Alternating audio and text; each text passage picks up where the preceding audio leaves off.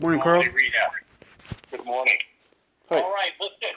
First, how you doing? How you feeling? Okay? I'm okay. I just was wondering about the call. I was gonna call you, but I was waiting just to call you for you to call me back. Yeah. I had to get reports and talk to everybody and see what is going on and heard both stories. But we don't need to get into the past. What we need to focus on is the present and the future. And I will tell you that the one thing that I'm a little disappointed in is the fact that you, from the 3-page letter that Dooley had described the whole event, she said that she got the most nervous when she felt like you were threatening Matthew, intimidating him, or to come a little bit closer and, whatever. And Because what he did was he slid up into my face. I said, "Hey, I need to talk to you. Okay. We need to talk face to face, and I don't want to read your paperwork. I want to talk. Like, well, I'm here. Right. I came a half an hour Yeah. from my home to this location, so I'm here to talk. I don't want to hear to read. I'm here to talk to you." So he didn't want to talk. But the way you sound right now, Abel, is you sound like talking is one thing, but I'll go ahead and smack you is another thing. No, sir. That's how it sounds, and that's what Dooley had said. That's how she felt. So no matter what I say or you say, it's how other people interpret it. That's fine. Can I That's pause what you one? said. But now listen, Carl, Now listen. Can I pause one second? Can I pause 1 second, please? You can in a minute. Okay. I want to tell you that everybody wants you to come back. Okay, they want you to come back. There's what's past, like they say, water under the bridge, and they want you to come back. We want you to do the aquatic therapy. I want you to. I mean, from a standpoint of, the rationale, the way therapists look at things. We want to be specific on what you want to accomplish. And I sold the idea that, we can do those things in the pool. And so, the staff is agreeable to that. And that's what you need to know. That's the bottom line. Okay, now you can speak. Go ahead. I'm sorry. Thank you, Carl. No problem. I wanted to I said that what I said to Matthew was because how he acted towards me. I asked him, please take your mask off. Let's talk. Because he seemed like he was hyperventilating. He was not talking normal like a normal person should in his position. In his position especially. I wanted to speak with him. I didn't want to read that paperwork. He wanted to shove in my face. So I asked him, please, let's talk. And when I asked him a few times, he didn't want to. He's like, nope, we're not doing this right now. We're not doing this at all. We're not. I said, yes, we are. Yes, we are. I kept telling him, yes, we are. And then he got back and sat down in his stool. He took off his mask because he was hyperventilating. And I told him, I said, hey, come on, just breathe. Just take your mask off and breathe. It's not a problem. I'm not sick. I don't have COVID. No worries. And I don't understand if that triggered him, but he was in his stool and he slid himself right into my face like he was going to headbutt me. If Dooley didn't say that to you, I don't know why, or wrote that in her paperwork. I don't know why. Abel, that's all how people interpret things. Wow. Interpret things. Two people can look at one incident or a picture and they can get a completely different take on the whole thing. That's the only reason why. The bottom line is, listen. The bottom line, from what I was able to glean, is that the situation did get out of hand. I'm not going to say that Matthew was fully at fault, or I'm not going to say that you were.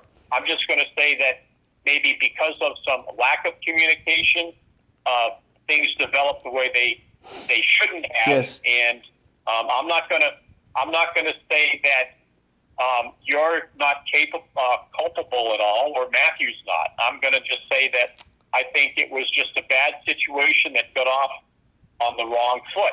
Now, Abel, I'm going to tell you that I was going to go by what the office wanted to do. I wasn't going to come in and say, no, you have to see Abel. We sat down, they talked about it, And the bottom line is that I think everybody realizes that mistakes were made. But, like I used to tell my Marines, and I was told long ago, you never judge a Marine by his mistakes, but by his repeated mistakes. So the thing is, we don't want to make the same mistakes going forward. And that's that's the good news. And I wanted to, before we scheduled anything, or what have you, I wanted you to hear that from me. Thank you. And I think, we all want to be on our best behavior all the time. And, we don't. We can't do it. We're human. We make mistakes and what have you. But I'd like to think that, that going forward, the positive stuff that I get from you and your hard work and dedicated to trying to make your life as best as you can is very heroic, and it's very complimentary. And I think that's what everybody sees, too. Thank you, Carl. They know that, you've got to stick up for yourself. I understand that. But sometimes we go about it the wrong way. We feel like, I want justice. I want answers right now. And sometimes it just doesn't work that way because we're all different, Abel. We're all different people and whatever. But, I want to go forward, and I want you to be the best that you can be, and if we can help you with that, we want to do that. Now, the only thing will be is that we're going to change it up a little bit, and I'm going to have Rodney. I'm going to have Rodney do your eval, so we get a change of blood into it, and that type of thing. But that's a decision that I made. And do you know that I've known Rodney since my injury? Yeah. Did you know that? Yeah, okay. I did. I just want to know because I was thinking that I could have saw him when I came in. When I came in for my eval, I wish I would have saw him and not Matthew. Yeah. Well, I mean, I'll say it. Does Rodney know what you're going through?Ure, he does. 100%. Not the exact same thing, but he's got a feel for you, and yes, he sees some of the things that are hard for you. And I mean, look, everybody said that you're an inspiration to see that you come. Most times, Abel, we got to beg people to come to therapy. They don't want to come, yes. And they don't even have half the excuses that you could line up and spit out. So right. Anyway, accentuate the positive and just no more mistakes. If there is, let's deal with them right away, and and stay with the more important things and just stay positive. Okay. Definitely. I want to make sure that that my doctor would not prescribe this for me if he did not think that I'm capable of completing the task, completing the job. Yeah. This is the job, the mission that I'm on, that I need to complete, and I need to complete this this therapy that he's asking for me to get done. Yep. He's asking for eight therapy sessions. Is that he gives me a total of 8? Am I going to get my total of 8 sessions in the pool, or am I going to get eval twice?